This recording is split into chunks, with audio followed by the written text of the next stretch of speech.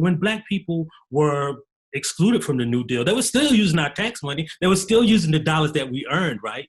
So that is an investment that we have put into America that we deserve to see some return on.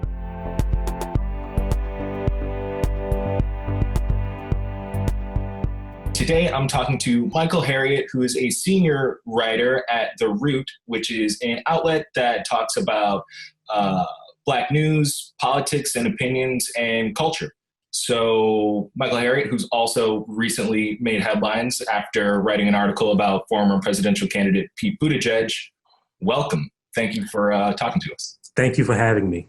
Let's just dive right into it. You wrote an article recently called "Can Coronavirus Cure White Supremacy?" And there are some things in that you highlighted that I thought we could get into. And I'll start with taking one of the lines that you said was, "The reaction to this new crisis reveals that we have always been aware that our economy didn't represent all of Americans and was never intended to guarantee prosperity for all." So what about this crisis has revealed those points, that the economy doesn't represent us all and that, it was never intended to be prosperous for all Americans? Well, there's so many examples of this, but one of the greatest examples is some of the news that's coming out today that Black people are disproportionately being affected by coronavirus. And a lot of people are associating that with lifestyle, because I think it's kind of a malpractice to make that point without saying why they're affected. And a lot of it is because of economic reasons. A report from 2016 says Black people are twice as likely to live in a zip code that doesn't have a hospital or primary care physician. That's economics, right? That stems from the history of redlining. That stems from how we segregated Black neighborhoods throughout American history. You can look at it as, we know that Black people have 1/10 the wealth of white people. For every dollar a white person has, a Black person has a dime. And that affects medical care. When you talk about how COVID-19 affects Black people, you have to realize that a lot of people can't get tested because they don't have the money to get tested. Black people are more likely to be uninsured. All these are economic reasons why this pandemic is affecting Black America at disproportionate rates. So that said, Detroit is a hotspot for COVID. And in Michigan as a whole, Black Americans make up 14% of the population, account for 33% of the cases, but 40% of deaths. And then you also have Asian Americans who are victims to spikes in racism. And at the same time, you have some people who would say that now is not the time to bring up race or socioeconomics because we should be banding together. And I just would like to know, how do you respond to that? And what is the risk of not addressing these things while they're happening? Well, I think this virus specifically points to the inane stupidity of that argument, right? Because when you look at it, my argument has always been that, racism doesn't just affect Black people. It affects, the entire American population. And this is a good example, right? So when you talk about the American economy now, if you go back to that article, we talked about how legislators admitted that, when people are out of work, when when businesses are struggling, the economy struggles, right? Which is what I've argued about Black America, right? When you disproportionately underfund our schools, when we are disproportionate, Black unemployment has always been about twice as high as unemployment. It affects the entire American economy. Now you see this being argued when that crisis hits white America. But as it affects this, right, specifically to your question, right, we can't stamp out this disease if we don't address the systematic racism in healthcare in America, because if Black people are getting it at disproportionate rates, then it's not stamped out. If you're on a bus with a Black person that might have it, or if your children attend school, or if you work with a Black person that has it, it affects the entire population. So that shows that, we have to address race if we want to address this pandemic. We just can't treat everyone equally because we know that there's never been anything in the history of America that is as hard to get as this testing is, that costs as much as this testing, and Black people had equal access to it, right? That's never happened. So we have to address those issues to address the COVID-19 pandemic. So as we witness the federal and state government generate and distribute resources to struggling businesses, communities, families who've lost jobs, and even freelance workers in some cases, now that we've seen this, what are going to be the social ramifications in the future, knowing when people know that this is what our governments are capable of, this is what our tax dollars can do? What does the normal look like after that?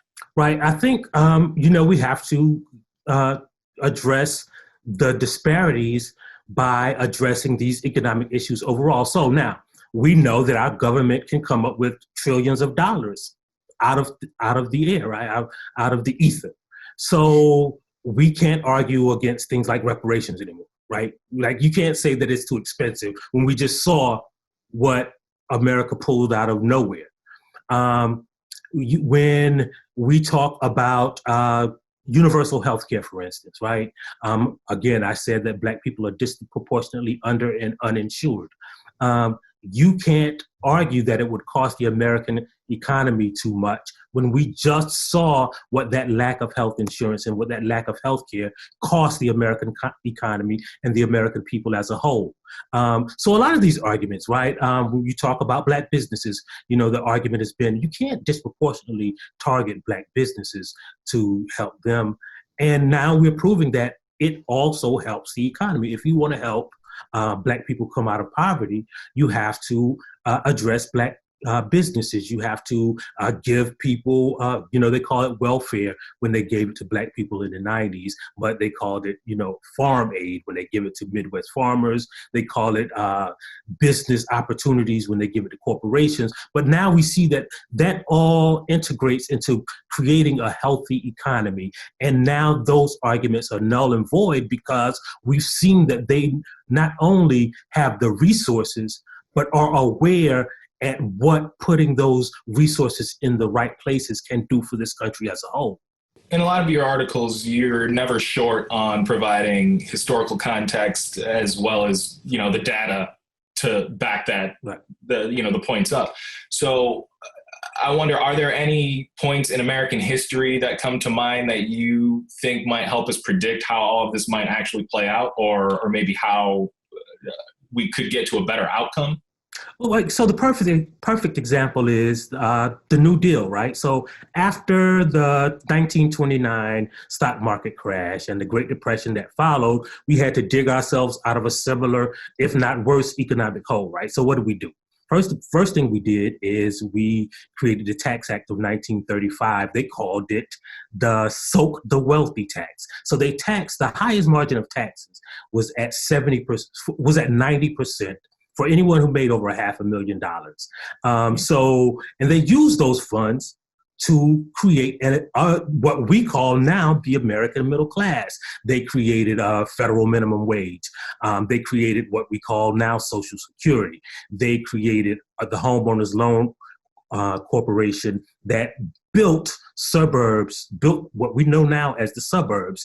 They mechanized farms. They gave white-owned businesses funds to supplement their income. And now Black people were excluded from the New Deal.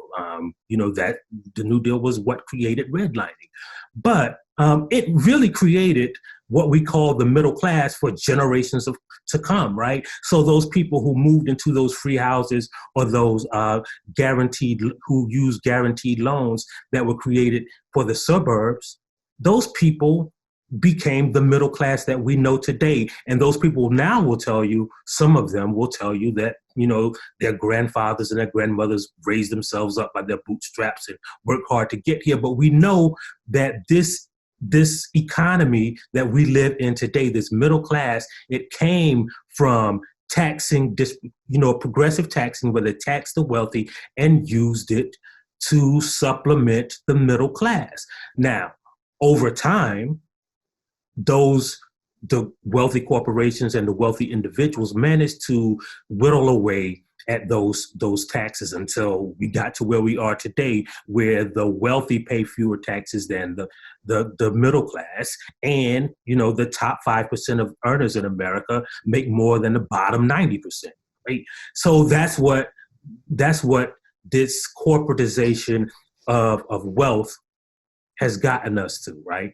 But we have the opportunity now to create a new economy, a new middle class where Black and brown people are included. Now we know the solutions. We've just seen them say, hey, if you're poor and you can't make it, we're going to give you money. We just seen that, hey, the only way our economy can be inclusive is to help businesses. We've just seen them say that we have to strengthen the least of the American economy to help the broad coalition of our society. And so we know how to do it. We have the opportunity to do it. We've done it before. There should be nothing stopping us from using that historical example to build a new middle class that's inclusive of all. So that said, who do you think the responsibility falls on? Because another thing that, at least I've heard is that, it's not necessarily about race. It's about where you live, how hard you worked, like you're saying, the bootstrap example. So who bears the responsibility to, I guess, shepherd that new economy? We all do. Again, this virus is a perfect example. And in those examples, of hard work, and it reduces the example of American history to its simplest form, right? So we know that for most of our history, Black people and brown people were excluded. So we can't discount that when we're rebuilding. So whose responsibility is it to build this new society? It's the people with the privilege. It's the people who have the money. It's the people who have historically enjoyed the resources and the privilege that whiteness affords, that the middle class has built off the Black backs, not just the backs, not just the labor. We always talk about labor, right? But when Black people were excluded from the New Deal, they were still using our tax money. They were still using the dollars that we earned, right? So that is an investment that we have put into America that we deserve to see some return on. And it is the responsibility of the people who enjoyed the capital that we lent them to build that middle class to return our investment to us. As this country goes through this pandemic, there are 3 questions that I was just curious as to what your response in particular would be. So what have you been most disappointed in? What has given you the most hope? And what was the thing that made you say, oh yeah, of course? All right. So I guess the most disappointed is that, our government still seems reluctant to do the things that we know are necessary to stop this from happening, right? So I've been disappointed in that politics and partisanship and racism still is playing a part, even during a global pandemic or what they call wartime. And the thing that I guess that gave me hope is that I do see America recognizing the solutions to the problems that we've been worrying about for decades, right? Like we accept now that we're going to have some kind of universal health care. We accept now that we're going to have to give some economic help to the middle and lower class, right? So those things, because in a poverty, in a time of crisis, it exposes what's been wrong with this house that we've built for a long time. We say, you might be able to ignore your leaking roof for years, but when the storm comes and there's a big hole in it, you think, hey man, we got to fix this hole, right? So that's what's given me hope that America might be finally willing to fix that hole. And the thing what was the third question? The thing that surprised me?